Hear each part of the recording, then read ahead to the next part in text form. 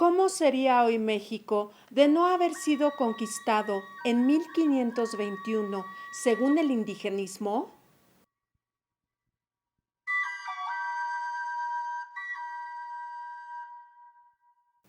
La ideología indigenista, como toda ideología surgida en la modernidad, llega a niveles tan delirantes como el de suponer que el mundo prehispánico, para desarrollarse, pudo perfectamente prescindir de la conquista española. Su fanatismo alimentado de ignorancia los hace incapaces de comprender la importancia fundamental de la filosofía griega, el derecho romano y la doctrina cristiana. Tres elementos que durante la Edad Media la Iglesia magistralmente amalgamó en la filosofía escolástica de San Agustín, San Alberto Magno y Santo Tomás de Aquino, entre cientos de pensadores más.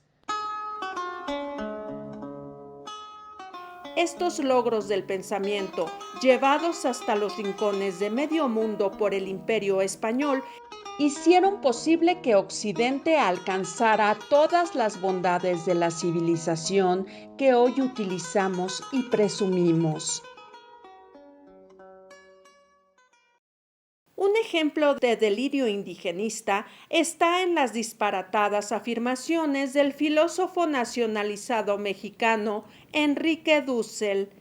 Afirmaciones tan absurdas como decir que los pueblos indígenas ya dominaban la filosofía y la ciencia. Enrique Dussel, quien fuera rector de la Universidad de la Ciudad de México, no sabe distinguir entre filosofía y cosmología, entre astronomía y astrología. Por todo esto, no es raro que de vez en cuando surjan notas periodísticas como esta publicada por el diario El Universal. Nota periodística que podría tomarse como un simple chiste de no ser porque los ideólogos del indigenismo actual y el propio periódico que lo difunde lo da como algo que pudo ser posible. Fotos. ¿Cómo sería México si no lo hubieran conquistado? Artista lo demuestra con ayuda de IA. La inteligencia artificial, IA, se ha convertido en una de las herramientas tecnológicas para explorar escenarios no antes imaginados. Tal fue el caso de un artista digital que compartió una cosmovisión de cómo se vería México si no hubiera ocurrido la conquista en 1521. El artista, quien se identifica como Alexiregio, compartió su trabajo a través de TikTok.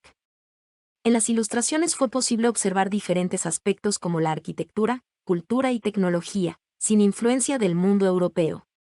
Y es que uno de los aspectos que llamó la atención de los internautas fue que las imágenes reflejaron una mezcla entre el México actual y elementos propios del Imperio Azteca, como las pirámides. @Alexiregio recuperó elementos que se encuentran presentes en la sociedad actual. Desde las iglesias y templos con dioses prehispánicos, hasta la apariencia de los gobernantes, o bien, los que serían tlatoanis. La serie de ilustraciones también retrataron espacios públicos emblemáticos, como museos y hasta el lago de Chapultepec. Incluso, en una de las postales la IA recreó un Oxxo que, en su lugar, sería Hosto. Asimismo, mediante la IA, el artista recuperó la apariencia que tendrían los hombres y las mujeres, misma que estaría influenciada por los aztecas, con los tatuajes y la cultura mesoamericana. En una de las fotos se aprecia a una mujer con penacho y celular en mano. Por otra parte, Alexiregio también incluyó un par de ilustraciones sobre las escuelas. Tal como sucedió en la época precolombina, si México no hubiera sido conquistado por los españoles, aún existirían pilares educativos, como el Calmecac y Telpochcali. Desde luego, la ciencia y la medicina también habrían evolucionado a como las conocemos hoy en día. Por ello, la IA plasmó a unas enfermeras en un hospital y un científico realizando un proceso de disección. Si esto es inteligencia artificial, ¿cómo será la estupidez artificial?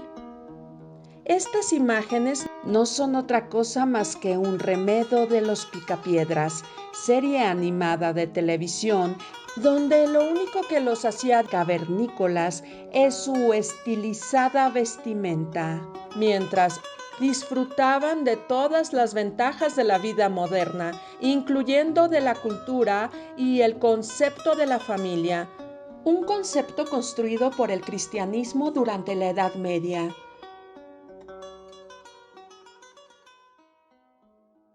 Para empezar, en este supuesto mundo fantástico, ajeno a la conquista hispana, no hubiera sido posible el desarrollo cultural, tecnológico, ni mucho menos científico, pues para ello, primero que nada, habría que contar con un sistema de escritura capaz de transcribir ideas y conceptos complejos que permitieran acumular y conservar los conocimientos y poder así transmitirlos a las nuevas generaciones, una escritura de la cual carecían los pueblos indígenas americanos.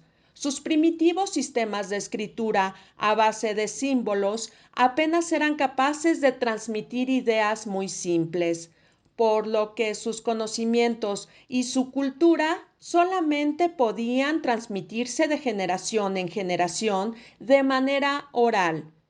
Y cualquiera que haya jugado al viejo juego infantil del teléfono descompuesto sabe lo que ocurre cuando se transmite una idea de manera oral. Muchas personas tienden a confundir los diversos sistemas de escritura con los primitivos, pictogramas indígenas que se asemejan a nuestros actuales emoticones. A estas personas confundidas habría que pedirles que intenten transcribir con emoticones una sola página del libro de la República de Platón.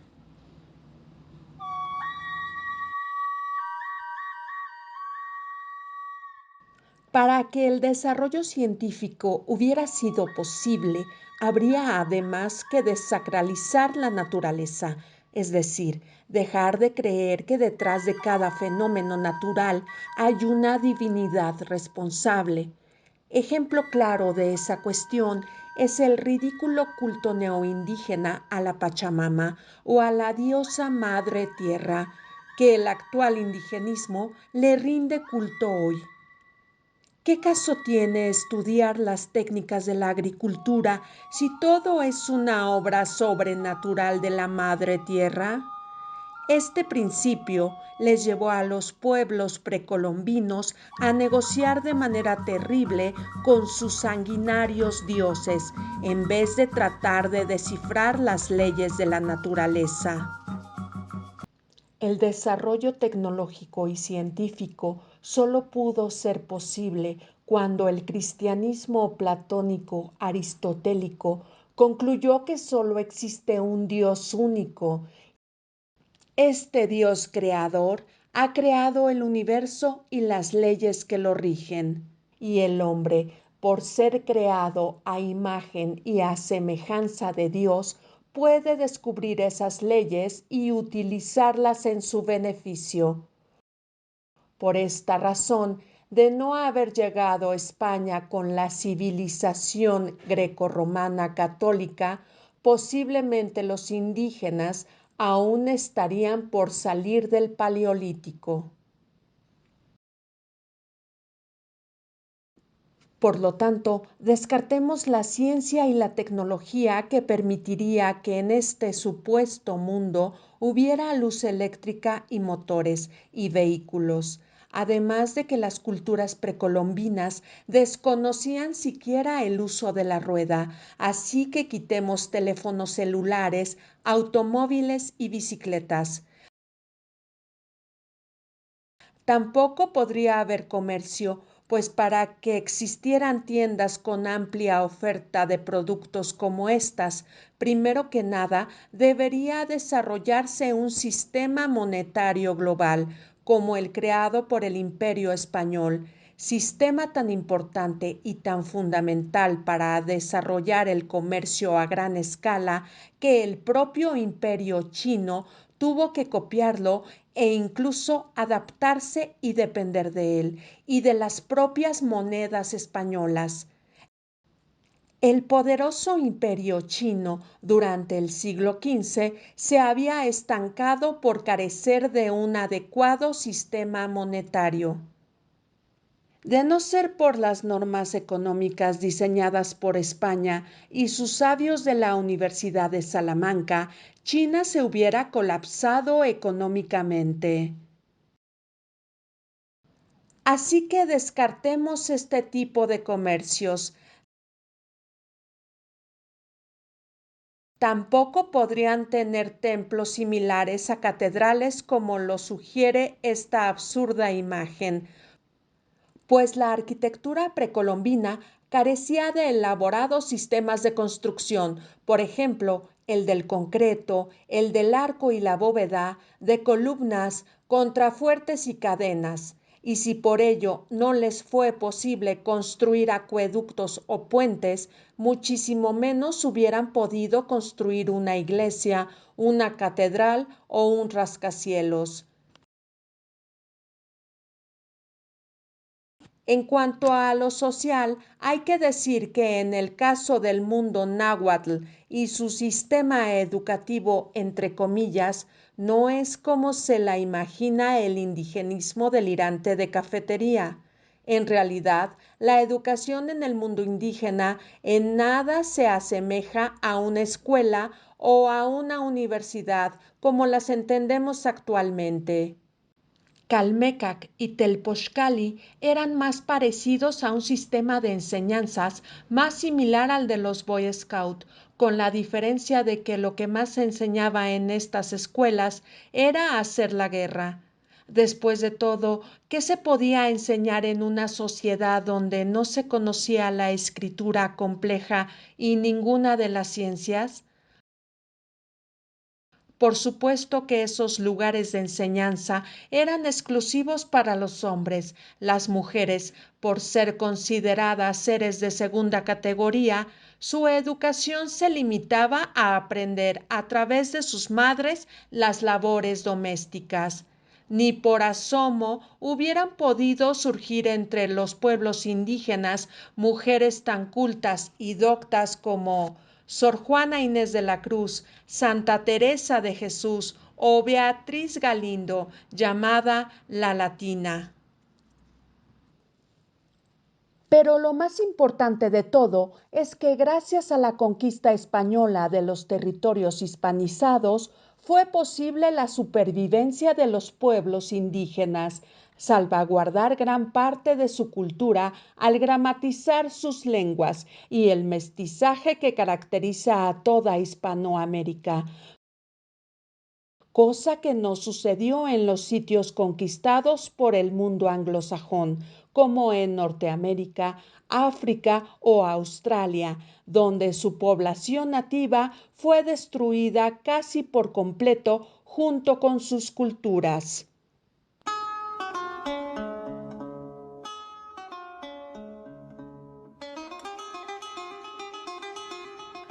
Finalmente hay que decir que la llamada conquista española no fue únicamente una conquista militar como simplonamente se repite, sino que en realidad fue una conquista cultural y civilizatoria a la cual la gran mayoría de los indígenas se sumaron con gran entusiasmo, a diferencia de otros grupos humanos que no lo hicieron y que hoy viven en tiempos premedievales, como en Afganistán y otros países del Medio Oriente, y que de no haber llegado los españoles a lo que hoy es México en 1519 y de no haber derrotado a los aztecas Hernán Cortés y sus aliados, México hoy se parecería más a la República de Uganda o, para que quede más claro, a la República de Haití, república caribeña que fue colonia de Francia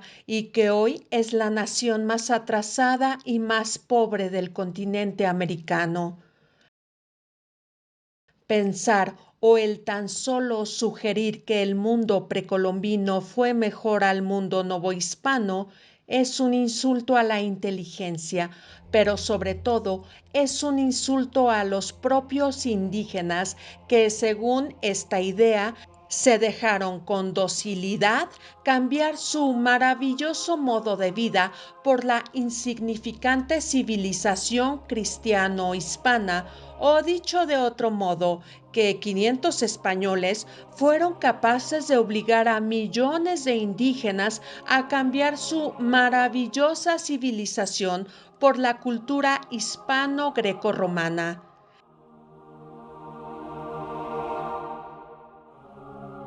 Y es que el indigenista actual de cafetería quisiera que el indígena real se aferrara a la barbarie y que rechazara la civilización que estos farsantes no rechazan.